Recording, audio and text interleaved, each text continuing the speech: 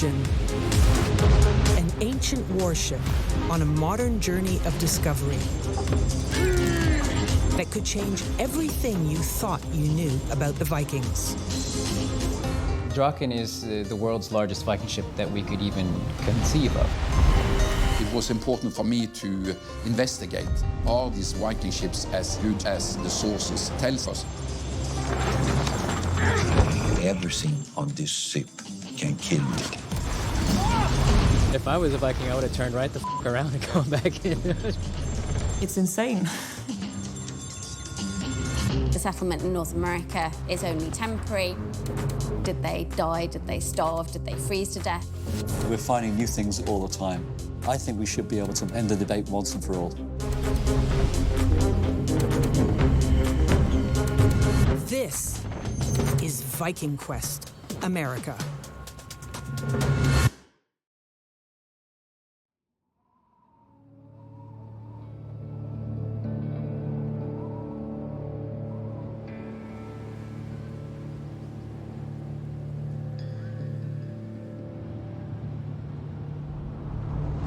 Haugesund, Norway.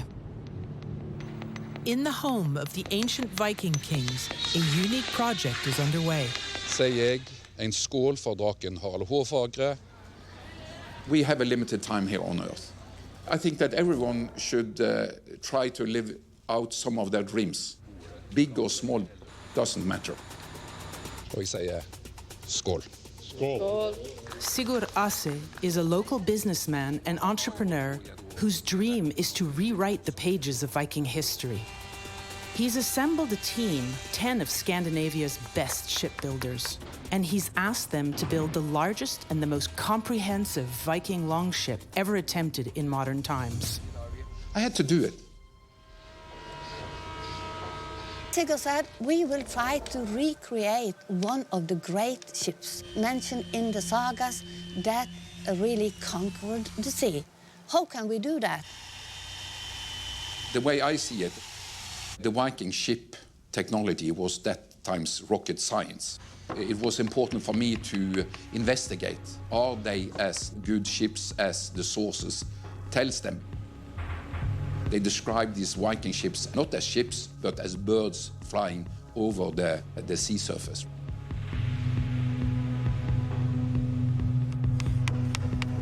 Sigurd's goal is to retrace the ancient sailing route of the Vikings from Norway to the New World, and to prove they could have sailed deeper into North America than anyone thought possible.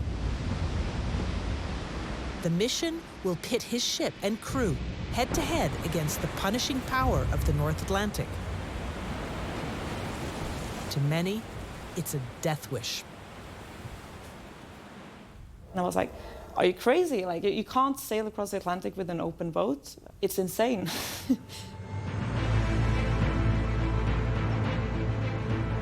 For the next 2 full years, these shipbuilders will push the limits of their ancient craft. No one alive has ever built a Viking ship as big as they're about to.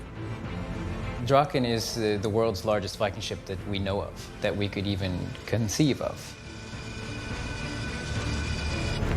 Draken will be 35 meters long, 8.5 meters wide, and 24 meters to the top of the mast. Her sail will be 300 square meters, taller and wider than a 3-story house. And she'll weigh in at roughly 80 tons, the weight of 2 fully loaded transport trucks. But the team doesn't actually know whether any of this will work. It's difficult when you suddenly want to build a maxi scale like this, to hope that when you enlarge this boat so much that you maintain some of the qualities. We just hoped. We had no proof. This hasn't been tried before. To pull off this mega build, the Draken team has sourced endless amounts of oak, tar, and hemp from around the world and hand-forged more than 10,000 nails. All the hammering, or clinking as it's called, is where this clinker style of boat building gets its name. When the planks are placed over top of each other, a thin seam of tar and linen or hemp is put in between those, and then they drive a nail through with a washer on the other side that fits very tightly. You knock off the end of that nail, and then you pound over both sides of that, and it sort of draws together the two pieces of wood. Basically like the Viking era bolt. When clinking, every nail gets approximately 100 hammer blows to properly mushroom the end. It's a tedious process, but crucial to keep them from pulling loose and the ship from falling apart at sea.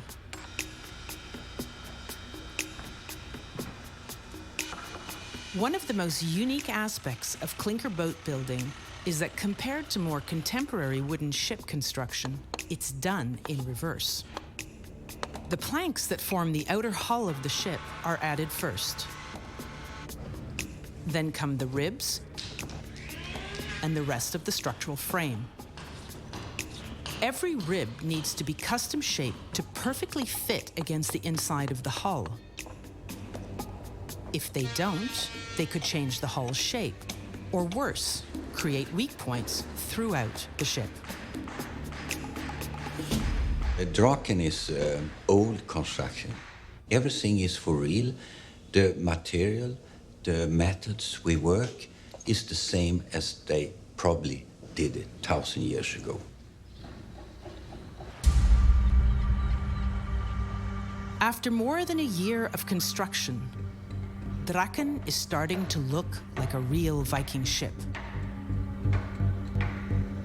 The thick cross braces, which give the ship its lateral or side-to-side strength, are now being set in place. And more planks are still being added to the hull to bring the side walls to their full height. Outside the shop, this sawmill can barely keep up with the demand. Draken is being built entirely of oak. It's strong and durable with a natural resistance to rot. But these long, straight trunks don't work for every part of a ship.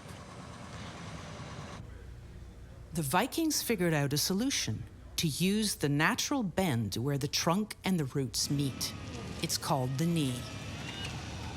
We needed to find root knees for the inner structure of the boat, the frames of the boat, because root knees is the strongest part of the tree.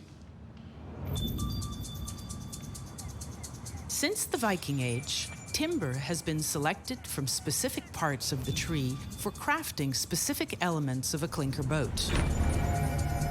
By using the natural bends, the fiber structure within the wood is maintained, which makes for a much stronger and more stable design. But precisely sculpting these intricate pieces to fit requires a level of craftsmanship rarely seen in modern times.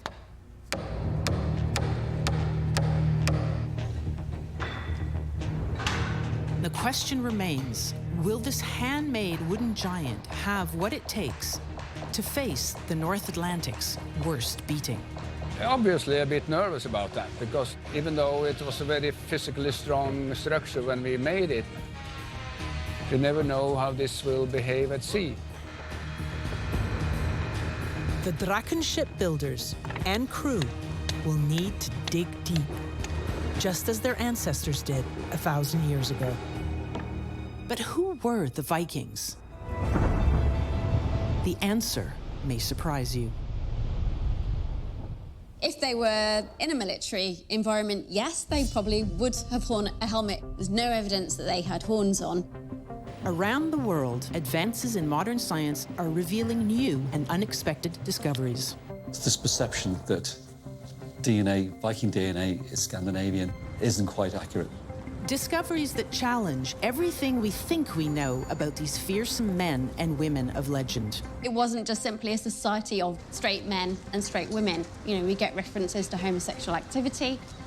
We now have tangible evidence that the Norse interacted with and met native people for the first time.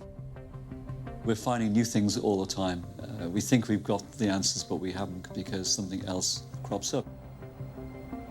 Throughout this series, new research will shine a spotlight onto the deepest secrets of the Viking Age. An age with deep roots in the very region that Draken calls home. 1,000 years ago, there would have been Viking ships all over, warships, merchant ships, and traders and Vikings who came to talk with the kings. A few kilometers from Haugesund is the village of Avaldsnes, and during the Viking Age, it was a place of great power. When you talk about Avaldsnes, you always talk about kings and kings and kings. Around 870 AD, the first king of Norway, Harald Hårfagre, chose Avaldsnes as the seat of his royal throne. According to Norse sagas, it was here that King Harald amassed one of the era's most powerful naval fleets. And great longships like these gave birth to a new breed of seafarer who could redraw the map of the known world. The main thing about the kings at Avaldsnes, they were sea kings. They conquered the seas. Marit Synnøve is the project leader for Sigurd's massive ship build. She is one of the world's leading experts on the forgotten Viking ways. This astounding reconstruction of a Viking farm is the result of her lifelong passion. We built this Viking farm, which is really an ordinary farm for an ordinary Viking farmer, because most Vikings were not kings. The farm has several replica buildings based on local archaeological finds. And its centerpiece is this incredibly unique boathouse. The self-supporting roof construction, with rafters that extend all the way to the ground, would have allowed for huge warships to be built and stored inside. Recreations like this showcase the exceptional abilities of Viking craftsmen. They also offer a rare glimpse inside a long-lost world. Draken, once complete, will do the same. And it could solve one of the greatest Viking mysteries. How did they sail across the entire Atlantic Ocean into a completely unknown world, 500 years before Christopher Columbus? For sure they have been brave. Think about being on this ship, the first storm they had in the North Sea, and being out there in the darkness. Think about this courage. An expedition like this is even deadlier today because the skills to sail a longship were forgotten long ago. Sailing the ship is one problem. The bigger challenge right now is figuring out how to build it.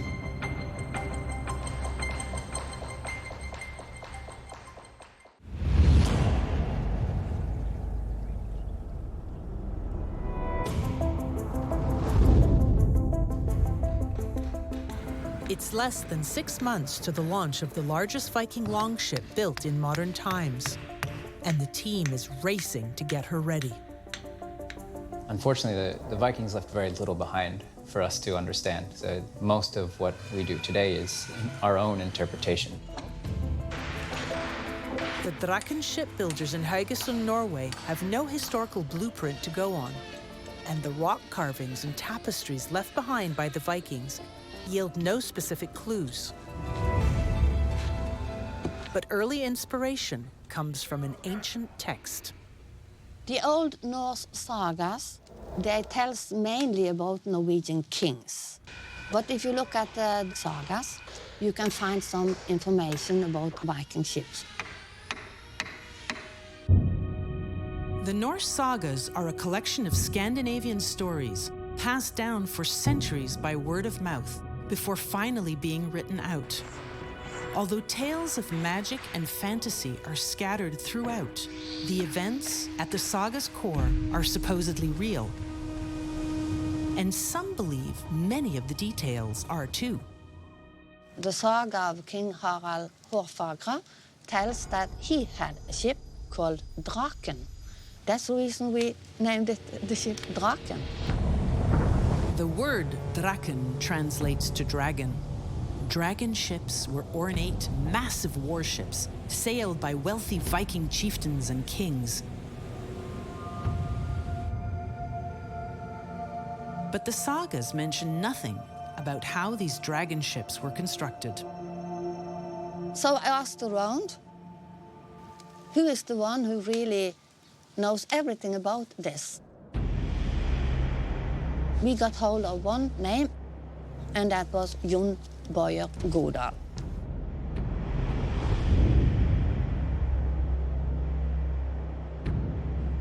Jon Bojer Godal's ancestors handed down the tradition of Viking shipbuilding for 1,000 years. He is a master of this ancient craft, known simply as clinker.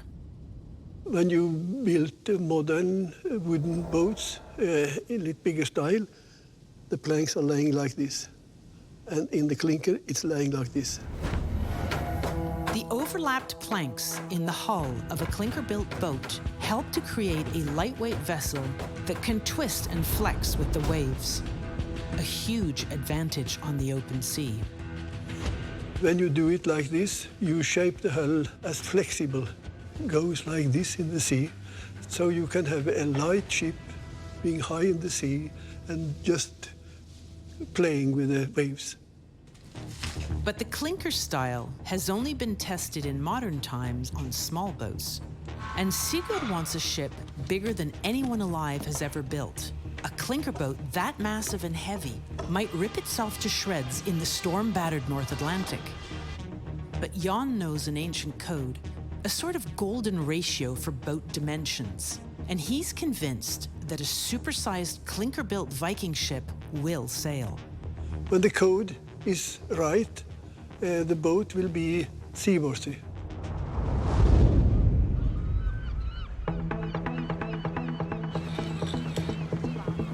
Back in Haugesund, the Draken team is testing out 3 different Viking boats in micro scale. The exact shape of Draken's mighty hull has not yet been determined. And before risking it all with the full-size build on a dangerous ocean crossing, these prototypes are critical to find the most seaworthy design.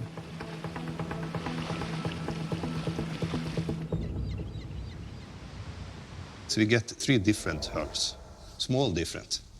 You can see it with your eyes, the different, but the boat builders can.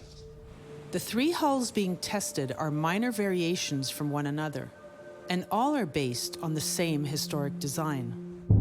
The Gokstad ship, on display in Oslo's Viking Ship Museum.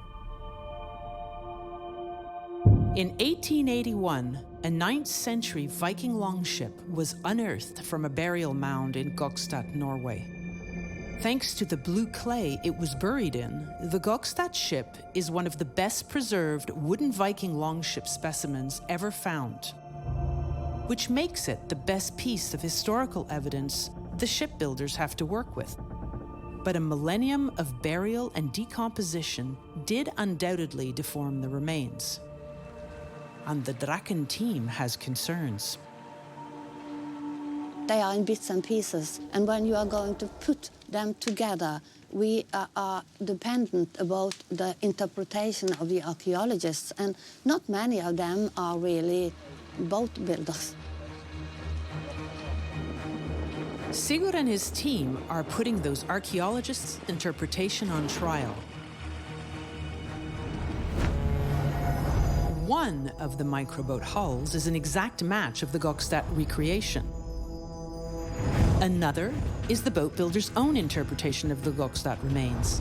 And the last is the boat builder's dream hull, the most seaworthy shape they could imagine while keeping the same basic dimensions of the Gokstad design. On all Viking ships, The open-top design makes them incredibly prone to swamping. This makes the bow's shape critical. When it slams down off a large wave, the water must be thrown away from the ship instead of into it. The short sidewalls on a Viking ship also make them incredibly vulnerable. So another crucial test is all about stability. Now the sails are replaced by a tow line and motorboat, and each boat is taken up to top speed. As they're pulled through the water, the crew all sit on one side to force the boats to lean. A good open sailing boat, the hull should be shaped like when the speed is increasing, you get power from the sea to stabilize the boat. Incredibly, these tests confirm the boat builders' original fears, that the exact Gokstad recreation is a dangerous design. It's unstable, its gunnels too low, and its bow and stern too narrow. The prototype based on the boat builder's own interpretation of the Gokstad, however, performs incredibly well in the tests, and they choose it as the winning design.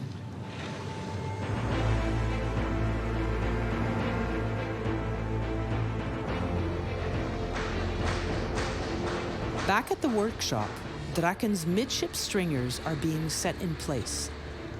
They give the ship strength from bow to stern. The stringers are notched to fit over the cross braces and lock everything together as a strong and stable unit.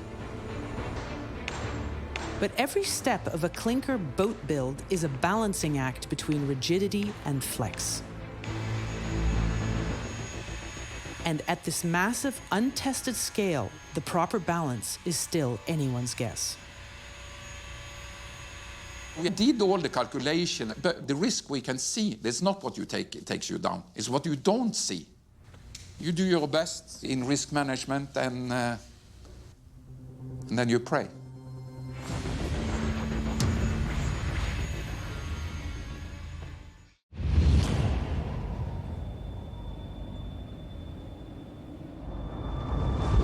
On the 1000th anniversary of the Viking discovery of the New World,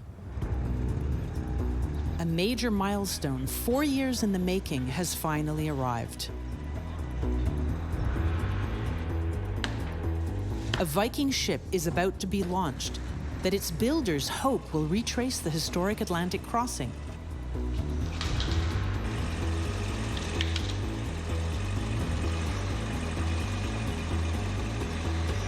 Even with 21st century technology, lifting and moving an 80-ton ship is an engineering feat that could go wrong in a millisecond.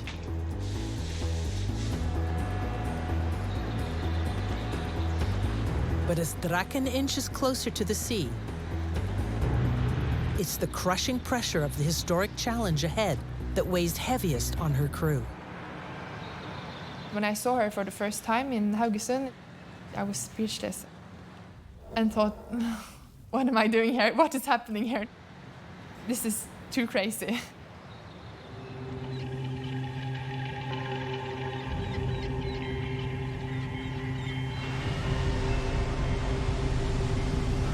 During the Viking Age, swimming was an uncommon skill, and many were terrified of the water.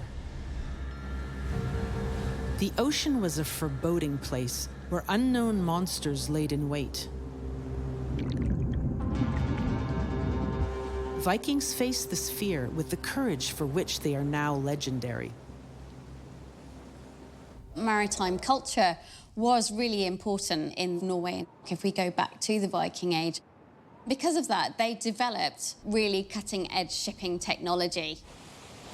Really, you could say that one of the causes with the Viking Age was because they had these ships that were faster, swifter, more effective than other people in order to both trade and raid internationally. Between the 8th and the 11th centuries, Vikings explored the far-off lands of Russia, North Africa, and the Middle East. But the voyages that truly set the Vikings apart were to the west, beyond the edge of the known world. When we think of the Western exploration of the Vikings, first obviously arriving in Iceland in the late 9th century, and then a century or so later leading expeditions to Greenland and even across to the mainland of North America, those do have a feeling of being journeys of discovery. I think the adventurers who went off beyond the known land, they are being pioneers and they're exploring new territories. But it also shows the intense competitive nature of Viking society, that people were prepared to push themselves to more and more dangerous voyages to try and find new opportunities that they could exploit.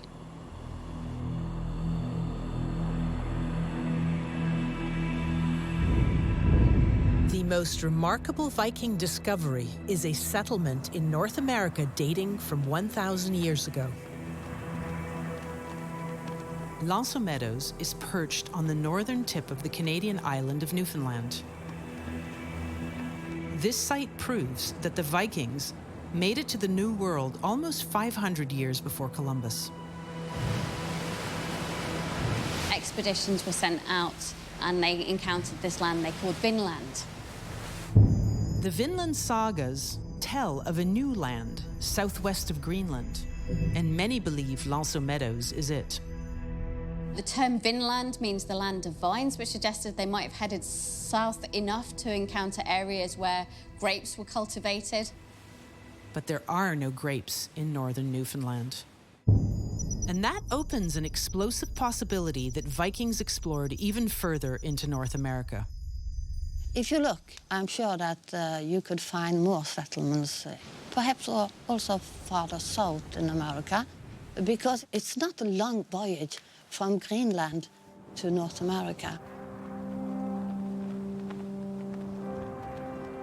Ultimately, the settlement in North America is only temporary. It really is a sort of a battle of humanity versus nature. They were really at the sort of limits of what could be done. The truth about why the Vikings left North America remains to be discovered.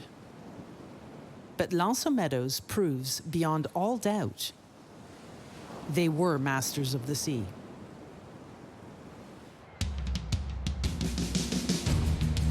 Back in Haugesund, a crane capable of lifting the space shuttle strains to lift a wooden giant.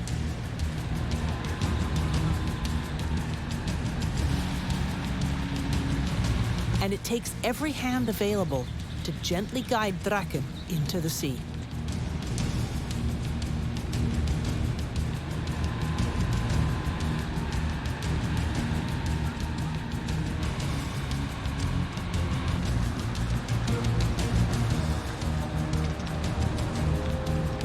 Finally, after hours of effort, the Viking behemoth gets its very first taste of salt water. I'm not so good at describing feelings, but it's mind-blowing to get this beautiful Viking ship coming into the sea. Stage one, done. The moment of triumph is short-lived. Now, the largest and arguably most important piece of Draken must be lifted into place. The mast is, of course, very important because a sail of this size, if you get a gale, well, you have a lot of forces in this sail, so the mast must be heavy.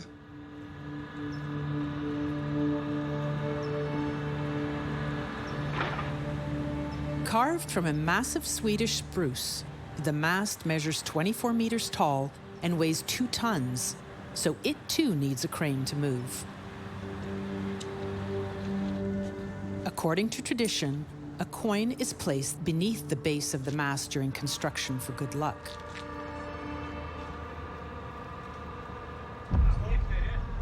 If this mast isn't strong enough, it could prove to be the ship's fatal flaw.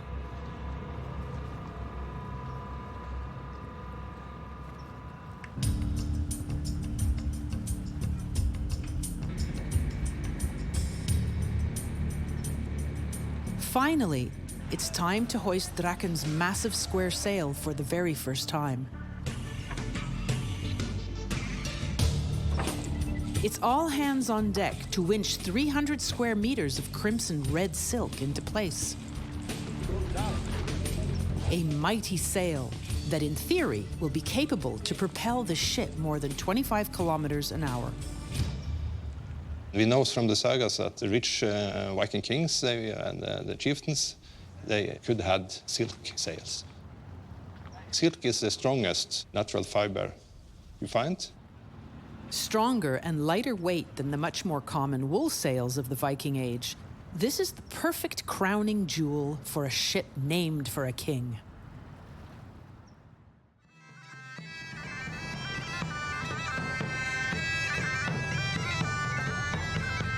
Med vatten fra Karmsundet, Nordvegen, vegen mot nord, gir jeg navnet Draken, Harald Gårdfagre. At the naming ceremony on the downtown Haugesund waterfront, Draken is blessed with water. Then horns are filled with mead, and both the builders and the ship get their fill. Two final pleas to the Viking gods before heading into the unknown. May Njord always fill the sails of Drakkar Harald Fairhair. May its sails always grace the horizon, and may its keels always kiss the sea. For the Draken team, the back-breaking build is now behind them. But the real mission for this one-of-a-kind Viking longship has only just begun. So after we have launched the ship, we have to tame the dragon. We have to learn how to manage this big ship. So that was a lot of training to do.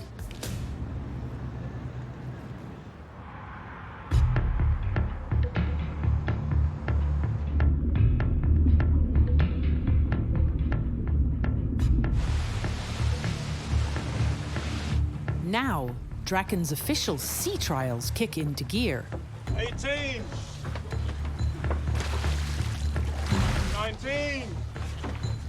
So we need an easy start, I think, to build up the crew, build up every single person on the boat. More than 4,000 people apply to be part of this historic mission. Of those, 34 seasoned sailors are chosen. But none have ever done anything like this. This is a bit harder than I expected. This isn't really sailing, to be honest. All oars, starboard side, backwater! It'll take many weeks to master the grueling rhythm of the oars. In the Viking Age, rowing was key for navigating rivers, Dip the oars down. and for the hit-and-run coastal raids that made the Vikings feared across Europe. But on Draken, it's all about building a cohesive crew. We take in the oars. Now, to practice something much more dangerous. Sailing the open seas. And the question remains, will this modern-day dragon breathe fire or ice?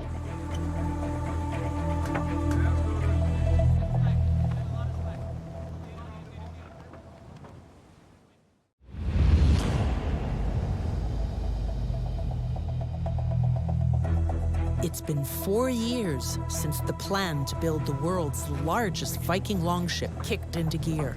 Set sail! And for the first time, Draken is about to be turned loose. Let's let it free. Right here. On some modern ships, the sail goes up with the press of a button, but not so on Draken. Here, it takes the entire crew. Normally, when we store the sail, it's facing longitudinally. It's lying right on deck. Undo the safety line from the front. And we have to spin it around, basically turn it 90 degrees and get it out.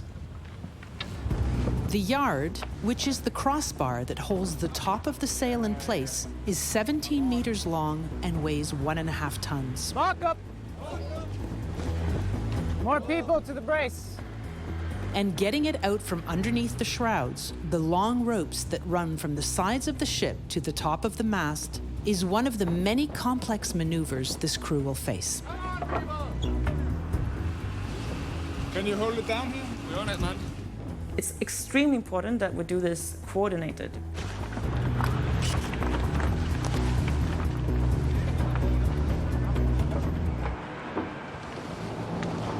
That is a very, very dangerous movement.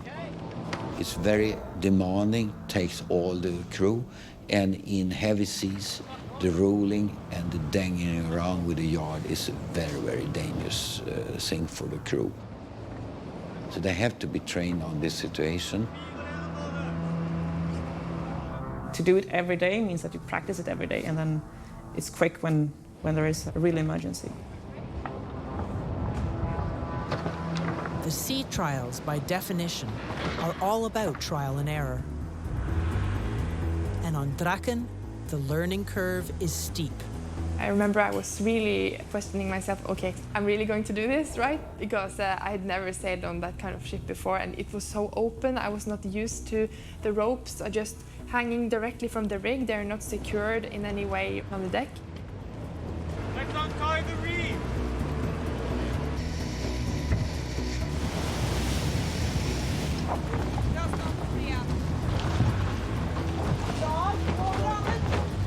Every piece of rigging that makes this ship sail is completely alien to this modern crew, and it's their job to figure out if it even works. It's been guesswork, how to rig this ship. The Vikings didn't leave so much behind. How did the Vikings do it? Who knows? We had to test ourselves. We've actually been learning a lot, because in the rig, the ship is continuously changing and making modifications about where lines should be running. This goes back there. Let me know when it's fast. All of the maneuvers are constantly changing and being fine-tuned. Is this what the Vikings would have done? Did they have the perfect way of doing it? We don't know. Week after week on the water, the team is forced to work together to work out the kinks on this ancient ship. This team we create on board on a ship, it's called seamanship. You have to work together to succeed. Although everyone here shares a common passion for sailing, their reasons for signing on to this mission are diverse. The idea grew on me a lot, and I started reading about the boat. And the Vikings did this type of voyages, so it should be possible to do it. I sort of figured out I wanted to be part of it, if it was going to happen. For me, it's testing a ship of this magnitude that hasn't been built since the Viking Age and seeing actually how far we can get with it, what we can discover from it.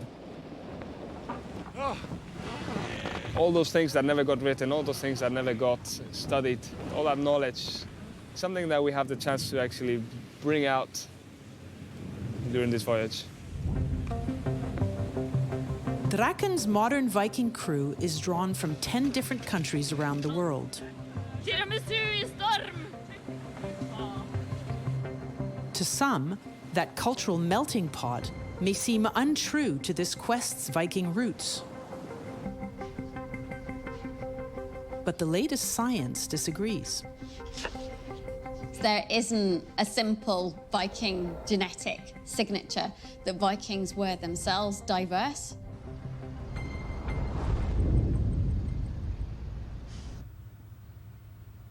There's a myth, the misconception that Viking DNA just comes from Scandinavia. British researcher Stephen Harding has spent decades studying Viking migration. Recently, he harnessed the power of DNA to track their spread into modern-day England. We wanted to find out if there was evidence of Viking ancestry in the population living in Wirral and West Lancashire today. Unlike the well-chronicled invasions by Danish Vikings along England's eastern shores, in the northwest, around Liverpool, the newcomers were Norwegian, and their history is largely unrecorded. That's what makes it interesting to find out just how they did settle. Plenty of Viking place names still dot the map throughout this region.